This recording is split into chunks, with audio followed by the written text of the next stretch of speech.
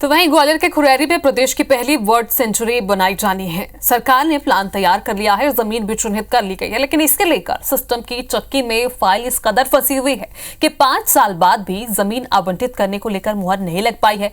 आखिर क्या है पूरा मामला, एक रिपोर्ट।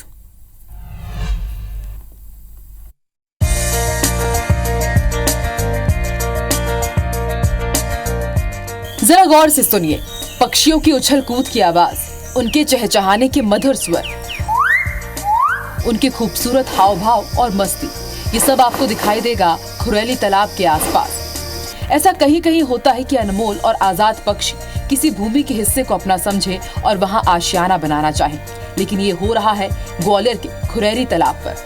सरकार ने भी पक्षियों के संरक्षण को लेकर इस जगह को प्रदेश की पहली बर्ड सेंचुरी के रूप में विकसित करने का प्लान तैयार किया है। जमीन भी चिन्हित कर ली गई है, लेकिन इस प्लान पर सिस्टम की सुस्त रफ्तार ने ब्रेक लगा दिया है। 5 साल से इस प्रोजेक्ट को लटका कर रखा है। प्रशासन के नुमाइंदे अब तक जमीन आवंटन की प्रक्रिया की फाइल को गेंद की तरह इस मेज से उस मेज तक भेजने पर लगे हुए हैं।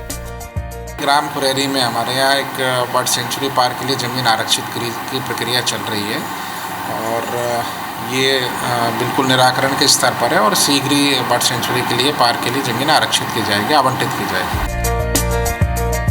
लार्जी great, red wattled lapwing, green bee eater, pied myna, scavenger vulture, pariah kite, Indian roller, little brown dove, cormorant, ashy crown finch lark, rose ring parakeet, plum headed parrot, Indian robin और black wing stilt जैसे 120 प्रजाति के राष्ट्रीय और अंतर्राष्ट्रीय पक्षी यहाँ आते हैं। यही वजह है कि तालाब को पक्षियों के लिए बेहद अनुकूल माना गया।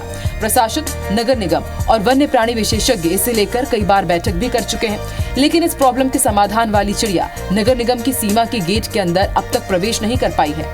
उधर बीजेपी के पूर्व सांसद से पूछा गया कि सरकार इसे लेकर क्या कर रही है, तो जवाब आया आश्वासन का और कहा जल्द जमीन मिलेगी। वहीं कांग्रेस को तंज कसने का मौका मिल गया। कांग्रेस नेता कह रहे हैं कि बीजेपी सरकार के प्लान सिर्फ फाइलों में ही रहते हैं। प्रदेश स्तर पर कोई किसी तरह का निर्णय दोबारा लेने की जरूरत है तो प्रशासन, निगम प्रशासन सरकार के पास जाए। मैं उसमें मदद कर सकता हूँ अगर इस तरह की कोई बात है कहीं अटका हुआ है। फाइल इधर से उधर फुटबॉल की तरह कोई इधर से पटकता है उधर जाती है, फुटबॉल इस तरह फाइलें जा रही हैं और मूल अपने उद्देश्य को प्राप्त नहीं हो पा रही हैं।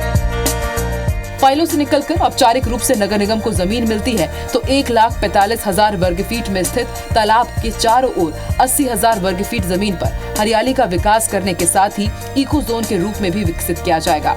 हजारों बर्ड प्रेमी यहाँ खूबसूरत पक्षियों को निहारने आएंगे। पर्यटकों के आने से सरकार के साथ यहाँ के स्थानीय लोगों की भी आमदनी बढ़ेगी। उम्मीद है सरकार और सिस्टम इसे लेकर तेजी दिखाएगा। नासिर गौरी के साथ ब्यूरो रिपोर्ट IBC 24 ग्वालियर।